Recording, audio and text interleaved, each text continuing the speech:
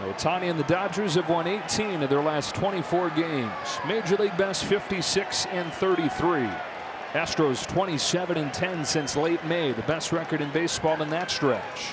And look out right away, Isaac Paredes, who leads off, homered on the first pitch of the game yesterday. This time he takes ball one. He's a guy along with Walker who pretty much are the two that take the most pitches per at bat for the Astros. This guy here in Paredes has seen more pitches than anybody in baseball the last couple of years. Kind of reestablishing the identity that the Astros prided themselves on with all those pennant wins, division wins. Kind of got away from last year. The guy that embodies that approach up there in Paredes, who they got in the Kyle Tucker deal. Leads the team in home runs and in runs batted in. His 18th coming yesterday. And a good take on a pitch away here to get him ahead 2-1.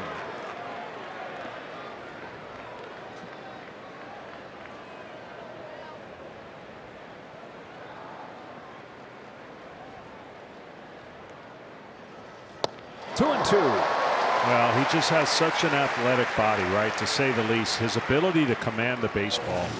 I'm just telling you, you have no idea how hard this is. We could talk for 6 innings and I could explain to you how most players would have to go to rehab starts in the minors, get their innings, get their pitches, get their feel. It's going to be rough. Hooked into left field. Kike Hernandez comes on, plays it on a bounce, and a leadoff hit for Paredes. Typically what happens, and because he's doing it in such a short time frame, the one thing I've noticed, he's not trying to do everything in 2 innings. You know, the tendency for me, if I was in this situation, I'd want every pitch working. I'd probably overpitch and overthrow situations that don't make sense. He seems to have a calm heartbeat. He knows what he wants to accomplish, even though it's 2 innings.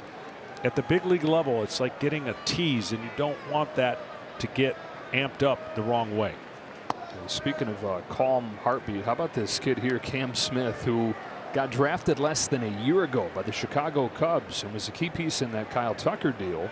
Made the opening day roster. That was headline news, and he's just charged his way up that lineup, hitting .395 over his last 20 games.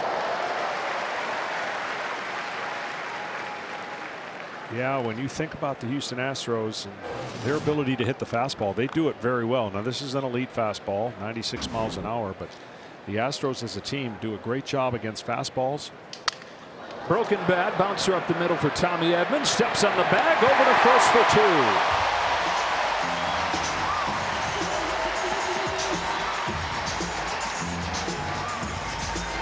2. Just to give you an insight right here how good this pitch is, he cracks the bat.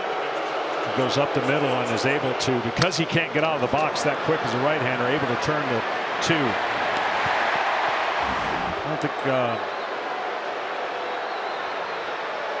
I think you can know who's at the plate right now. Yeah, could save my breath. The fans telling you.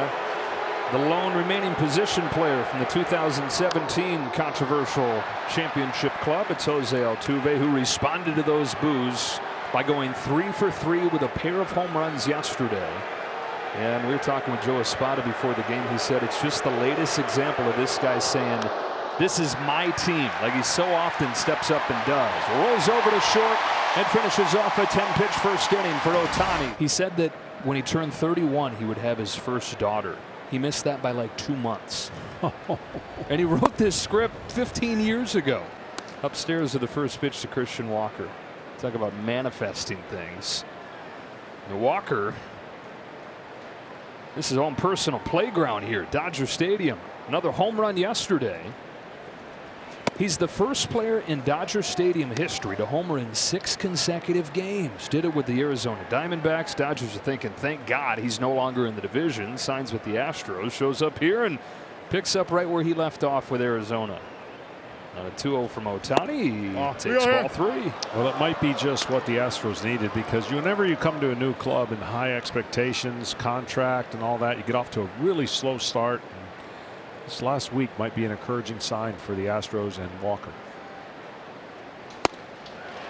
Ohtani finds the zone, and it's 3-1.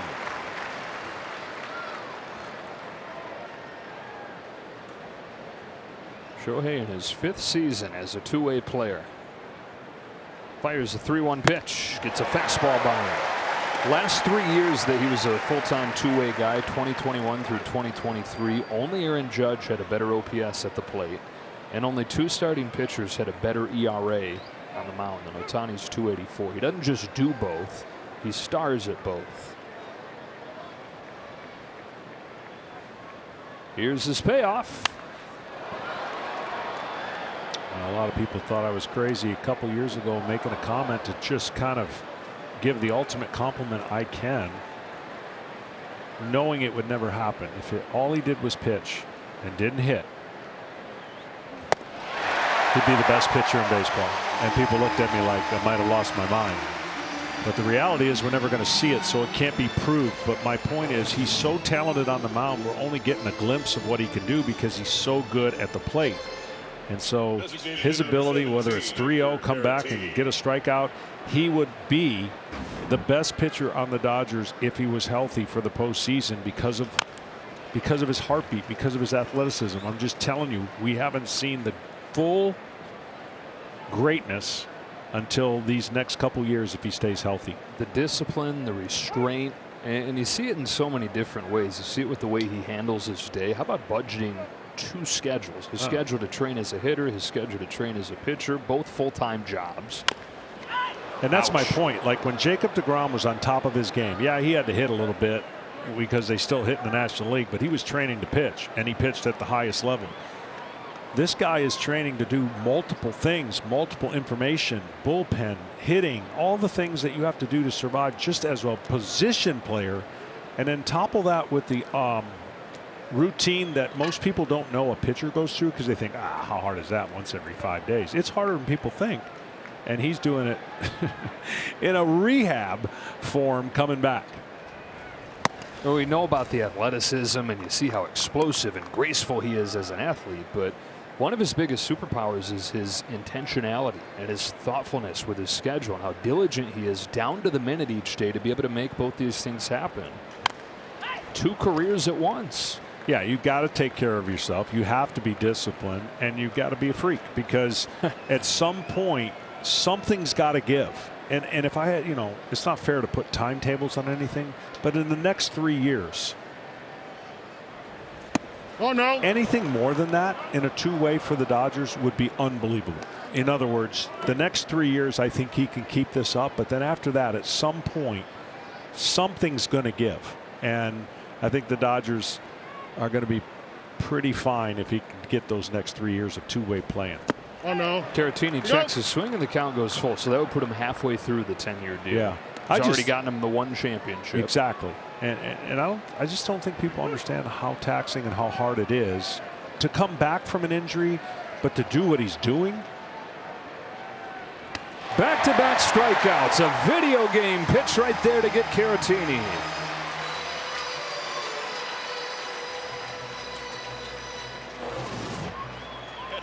I mean, he just, again, is in the right place at the right time mechanically, throws all the pitches that you want for all the alleys to give a hitter a nightmare. And it doesn't look like, it just looks effortless. And that's to me, if he can stay away from 100-mile-an-hour fastballs, then I think he's got a longer shelf life. So you don't like seeing, like we saw last week, 101.7 fastest pitch of his career. It's okay when you know you're only going an inning or 2. I just don't think it's long-term 5-6 innings.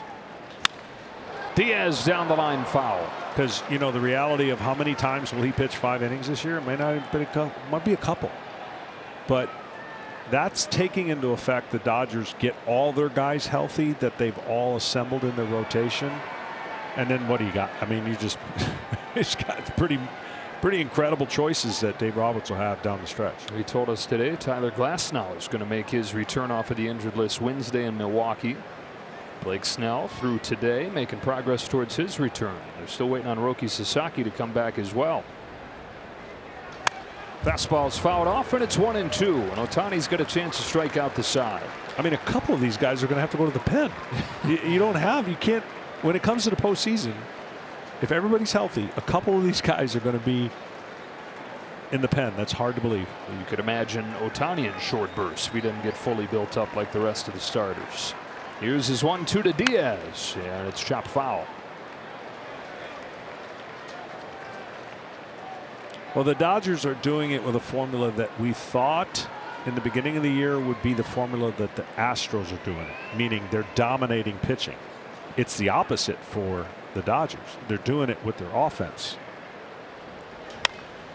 Their pitching is way down. Their innings in the bullpen #1 by a lot. That's got to change. Their injuries are the reason why their pitching is not where we thought it would be, because this is when everyone's healthy, it's probably the best pitching staff I've ever seen for stuff, pure stuff. They've had to use 16 different starters.